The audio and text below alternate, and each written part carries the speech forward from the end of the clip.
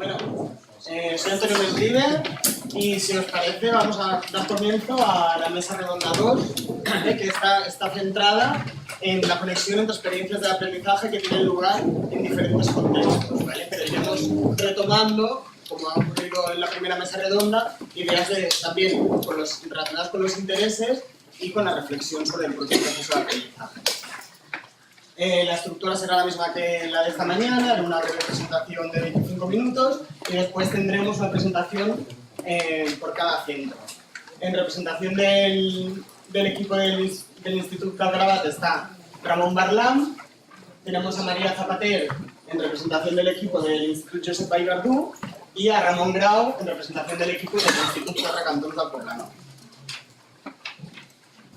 El esquema va a ser también el mismo que el de esta mañana. Como tenemos las diapositivas en el dossier, me tomaré un poco la libertad de pasar algunas cosas más por encima y así nos focalizaremos en las ideas, las claves que queríamos transmitir.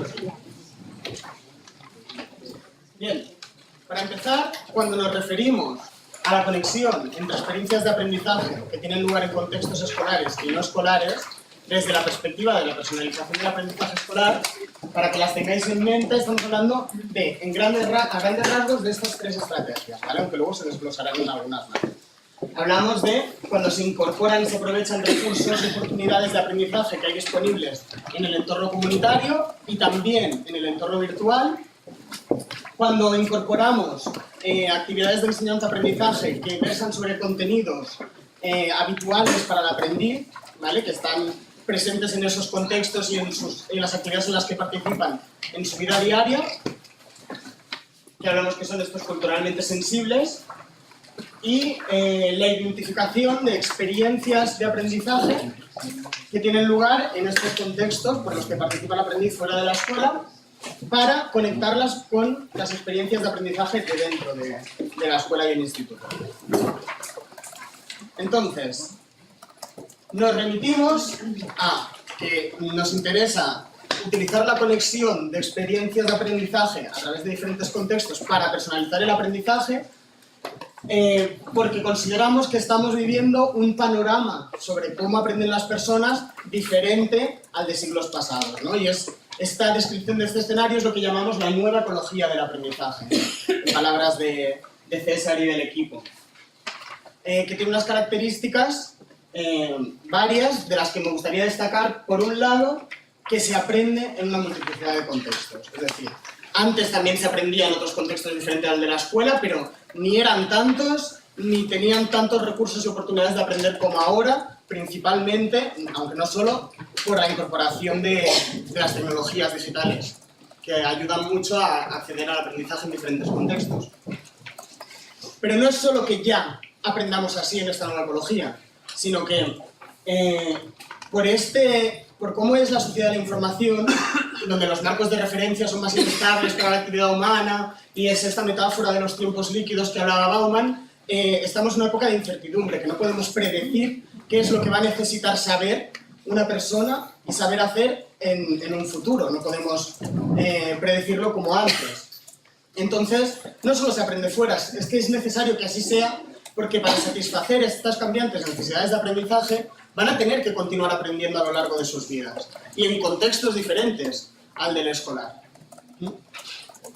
Por eso, cuando queremos preparar a las personas desde la educación formal para vivir y participar en este tipo de sociedad, el foco ya no está solo en el aprendizaje que ocurre ahí mismo, sino en el aprendizaje que ocurre fuera y que necesitaremos que siga ocurriendo fuera, ¿no? Y como habrá que prepararlos también para eso.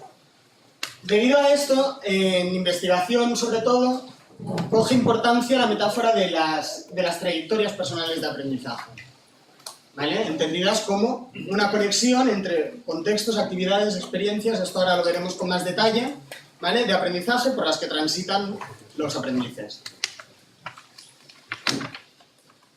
¿Qué pasa? Cuando desplazamos este foco de lo que ocurre en la escuela a que el aprendizaje se da a lo largo y a lo ancho de la vida, tenemos un problema que lo comentaba ya César esta mañana respecto a la equidad, ¿vale? Antes para garantizar que todo el mundo tuviera los aprendizajes necesarios que va a necesitar a lo largo de su vida, desde la escuela se potenciaba que todos los aprendieran esos aprendizajes básicos y ya podrían desarrollarse después en un futuro. Si estas necesidades van a ser más cambiantes, necesitamos promover estos aprendices competentes que puedan aprender en otros contextos. ¿Sí? ¿Qué pasa? Nos encontramos con dos problemas. El primero es el del acceso. Si las oportunidades de aprendizaje están distribuidas en diferentes contextos más allá del escolar,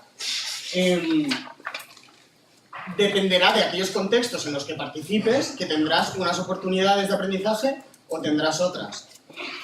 Entonces, encontramos ya las primeras desigualdades, en tanto que habrá alumnos que participarán en una serie de contextos y alumnos que participarán en otra serie de contextos. Pero no solo eso, más allá de este problema de acceso, que puede haber alumnos que no puedan acceder a determinados tipos de contextos donde hay experiencias de aprendizaje muy ricas, encontramos que aun teniendo acceso a ese contexto, no siempre se aprovechan.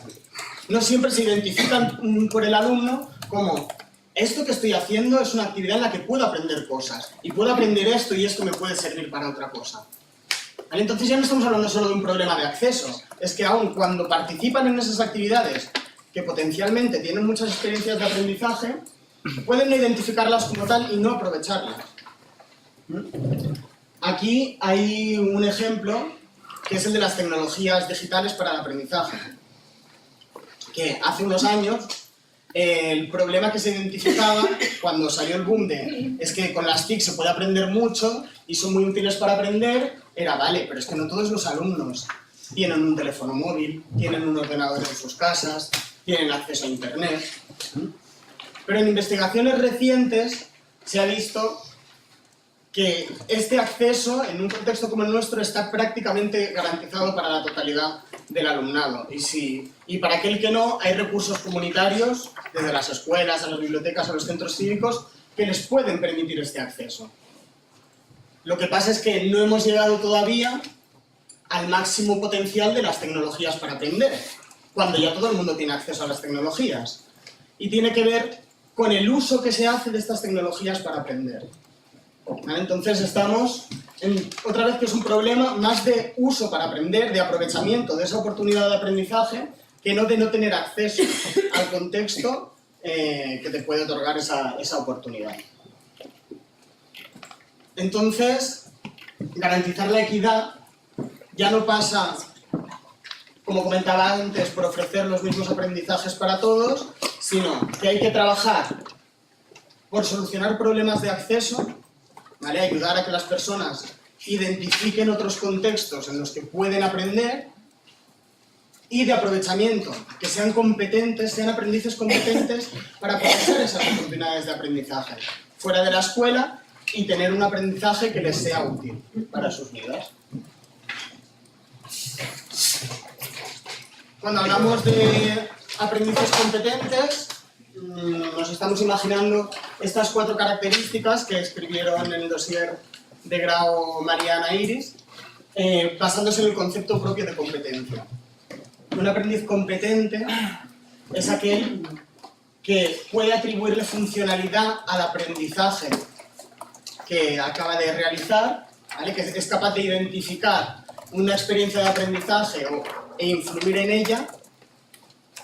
Es aquel que puede integrar diferentes tipos de aprendizajes y que pueden estar distribuidos también en diferentes contextos, que es capaz de reflexionar sobre uno mismo como aprendiz y sobre su propio proceso de aprendizaje, como veremos sobre todo mañana, y que puede transferir o generalizar estos aprendizajes que realiza en un contexto a otros. Entonces, desde nuestro punto de vista, un modelo educativo que da respuesta a estas necesidades y que tiene la finalidad de formar aprendices competentes, capaces de seguir aprendiendo a lo largo y ancho de sus vidas, es lo que le llamamos un modelo donde la educación está distribuida en diferentes contextos, pero interconectada. ¿Vale? Aquí es donde cobra fuerza otra vez la metáfora de las trayectorias. Es que el modelo del sistema educativo que nos imaginamos, las experiencias de aprendizaje ocurren distribuidas y están conectadas. Y por eso nos interesa tanto esta idea de conexión entre experiencias de aprendizaje. Estos son algunos de los rasgos, que es un poco lo que ya hemos comentado, ¿no? Entiende que se aprende en una multiplicidad de contextos, que las necesidades son cambiantes y que lo que se necesita es formar aprendices competentes y además de esta idea de trabajar competencias y no solo contenidos. Y por último también que en el cómo se hace ya no es solo en la escuela, sino ayudando a participar en otras comunidades de práctica, interés, en otros contextos que puedan producirles estas experiencias de aprendizaje.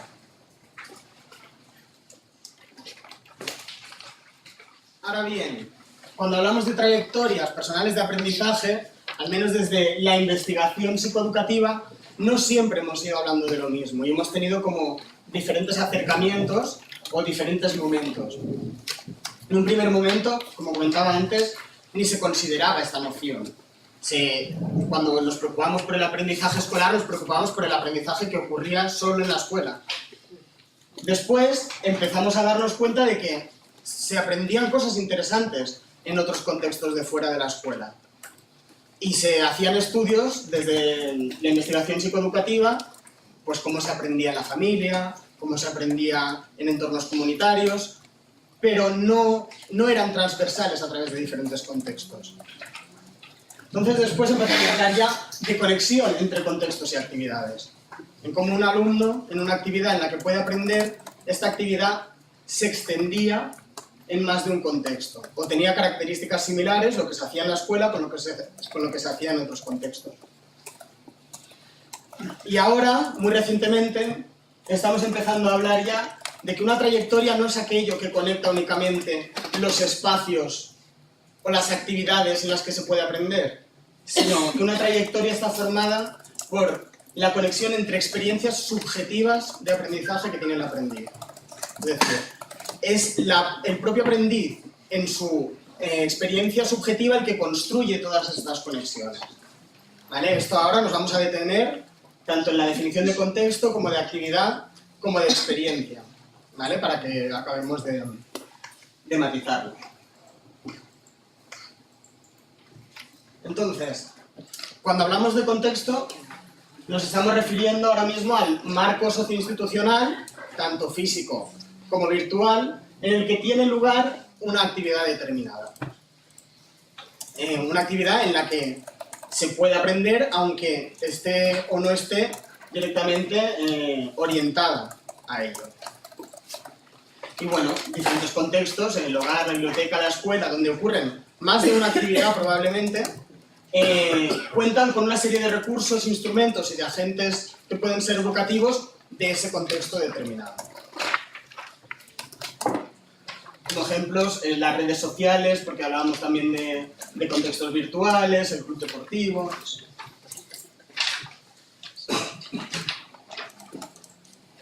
La actividad ya tiene lugar en uno o a través de varios contextos y es ese conjunto de acciones que van orientadas a una meta, a un objetivo determinado.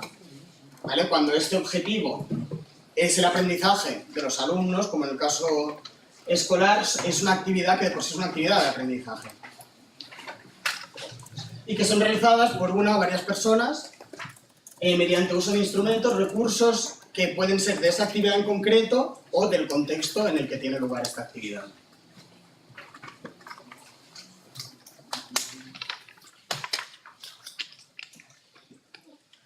Y aquí es donde pasamos ya, hasta ahora hablábamos de esas condiciones objetivas en las que tiene lugar el aprendizaje. Es decir, las características del contexto, los recursos que hay en él, las personas que participan en él. Cada actividad tiene una finalidad determinada y tiene unos parámetros que son un qué, un cómo, un cuándo, un dónde, un por qué, un para qué y un con quién se hace esa actividad. ¿Vale? Y si es de aprendizaje, hablamos de qué se aprende, cómo se aprende, cuándo se aprende, dónde se aprende. ¿Sí? Cada actividad se define por estos parámetros, que están diseñados así por la actividad o por las reglas del contexto. Lo que nosotros decimos es que las experiencias de aprendizaje que acaba teniendo el alumno al participar en estas actividades no solo dependen del diseño que hayamos hecho, de qué, cómo, cuándo, dónde, por qué, sino que dependen de cómo el aprendiz interpreta todo esto. ¿Vale? Es un aprendiz que trae otras cosas consigo, que trae unos intereses, unos motivos para aprender esa actividad o no, que tiene unas características personales determinadas, unas habilidades, que tiene sus emociones, que se representa la situación de diferentes maneras y que tiene unas experiencias previas determinadas y que son únicas en cada caso. Es por eso que hablamos de que la experiencia de aprendizaje es una vivencia que tiene lugar en la intersección entre la actividad y el aprendiz. Por lo tanto, es siempre subjetiva. Y que dependa de esta interpretación quiere decir que puede ser real o puede ser imaginada.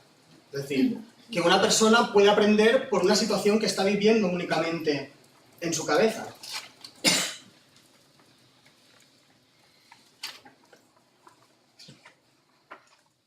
Vale. Entonces, dos aprendices que están en una misma actividad, según esto, pueden tener una vivencia totalmente diferente de aquella actividad de aprendizaje. Y esto es muy importante a la hora de querer que conecten con sus otras experiencias.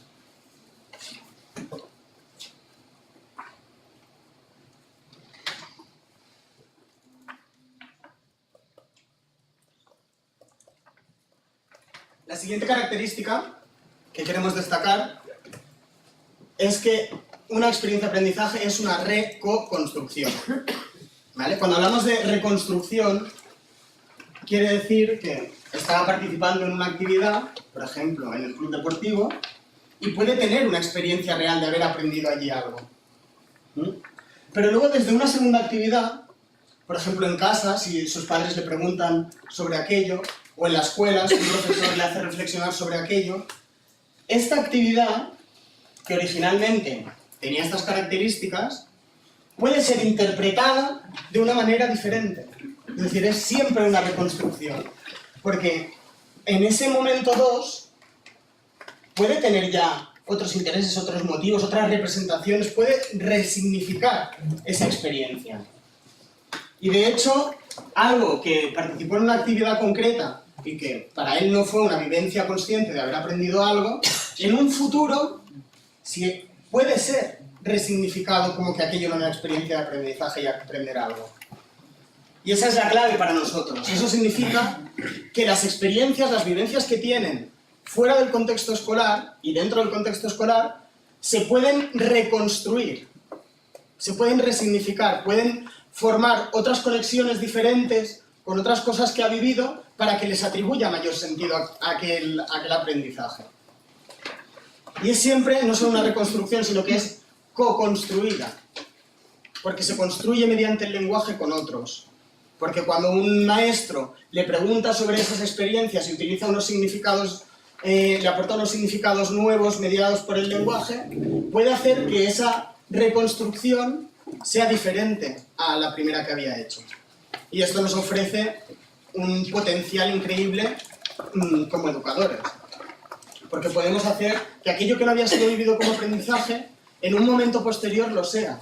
Aquello que había sido vivido como desconectado de sus inquietudes, de sus intereses, de sus otras actividades, podemos ayudar a que se resignifique y se conecte de nuevo, consiguiendo mayor sentido. Entonces, cuando hablamos de trayectorias, ya no hablamos solo de conectar contextos y actividades, sino hablamos de conectar las experiencias de aprendizaje que tienen los aprendices en varios contextos en los que participan. Entonces ocurre cuando identifican, acceden y aprovechan oportunidades de aprendizaje en diferentes contextos y pueden acceder a unos y a otros. Otra vez, el tema del acceso, Pero para el aprovechamiento tenemos que saber que es que las construyen ellos en su construcción interpretativa de la situación. ¿Cómo esto ayuda a personalizar el aprendizaje? Aquí me remito directamente a la definición que hace César de qué es atribuir sentido y valor personal. ¿Vale? Cuando hablamos de personalizar, es conseguir que esos aprendizajes tengan un valor personal. ¿Qué es que tengan un valor personal? Que le ayuda a relacionar al aprendiz con aspectos de su experiencia pasada y de su historia personal, que le ayuda a entender la realidad en la que está inmerso en ese momento y amplía su capacidad de actuar sobre ella, sobre estos contextos en los que participa, sobre sus intereses en el presente, y que le ayuda a proyectarse hacia el futuro, que le ayuda a generar expectativas y planes de acción que le implican. Claro, si esta es la definición de aprender con sentido y con valor personal, conectar con experiencias pasadas, con experiencias que tienen lugar en otros contextos y con cómo se representan en su futura trayectoria, nos parece clave como estrategia de personalización. En cuanto a la relación con las otras mesas, volvemos a ver que está todo estrechamente vinculado. Cuando incorporas las experiencias de aprendizaje a una actividad escolar, estás trayendo esos intereses que pueden tener fuera. Pero es que trabajar los intereses dentro, como comentábamos esta mañana, y crear de nuevos, le ayuda a ser más activo y a poder enriquecer esas trayectorias de aprendizaje en las que va a aprender después. Y lo mismo con la reflexión. La reflexión es la manera en la que puedes ayudar a hacer estas conexiones entre experiencias de aprendizaje. Y a la vez, hablar de sus trayectorias de aprendizaje ayuda a que reflexiones sobre él mismo como aprendiz a lo largo de diferentes contextos. Entonces, para conseguir esto, tenemos como diferentes estrategias, que aquí hemos dividido en dos tipos de estrategias, aunque no es realmente estanco. Primero es el tipo de estrategias que tienen más que ver con conectar los contextos y las actividades. Por ejemplo, establecer mecanismos de coordinación con otros actores, con entidades del entorno comunitario, vincular las actividades que se hacen en clase a las características de las actividades que se hacen fuera de ella, proyectar el aprendizaje escolar a en qué actividades de su vida diaria va a poder aplicarlo, utilizar los agentes, instrumentos y recursos de aprendizaje comunitarios o virtuales, ¿vale? Y aquí vemos una serie de ejemplos como puede ser el aprendizaje servicio, los proyectos de kilómetro cero de proximidad, actividades de enseñanza-aprendizaje auténticas, ¿vale? Que tenemos muchos casos aquí. Por ejemplo, cuando veamos los DRCs del Quatre Cantons, hay todo este aparataje de coordinación con otros actores comunitarios. Lo mismo pasa con el tema de la Manresada, o con el caso del Institut Josep Pla i Verdú. Y en el otro lado tenemos esas actuaciones que no tienen tanto que ver con esta coordinación con otros contextos, sino con trabajar con el alumno mediante procesos más reflexivos esta conexión entre experiencias de aprendizaje. Hacerle reflexionar sobre dónde participa, qué aprende allí fuera y cómo podría relacionar eso con lo que aprende dentro. Acompañarlo y ayudarlo a que sea más activo en la construcción de estas trayectorias personales de aprendizaje, a que consiga trayectorias que las construyen finalmente más enriquecedoras y a promover la reflexión sobre sus trayectorias. Para esto los instrumentos no tienen tanto que ver con ese proyecto coordinado con otros contextos, sino que son actividades que son más específicas de la reflexión y que pueden hacerse desde cualquier aula. Y tenemos aquí diarios de aprendizaje, portafolios, cartografías como mapas para representar el aprendizaje, la acción tutorial, la entrevista, todos estos procesos que veremos mañana, sobre todo en la mesa redonda número 3. ¿Vale? Y que esta mañana, por ejemplo, cuando hablábamos del livebook, o por ejemplo cuando hay propuestas de reflexión como las que veremos mañana, se pueden trabajar. Y bueno, ahora veremos los ejemplos que nos presentarán ellos. Os hemos dejado algunos recursos que los tenéis en el dossier. Son proyectos de carácter comunitario, tenéis desde vídeos hasta investigaciones, recursos, aplicaciones, y que podréis ver ahí. Y bueno, las ideas clave las retomaremos después cuando podamos integrar todo en el debate. Y esto es todo. Muchas gracias.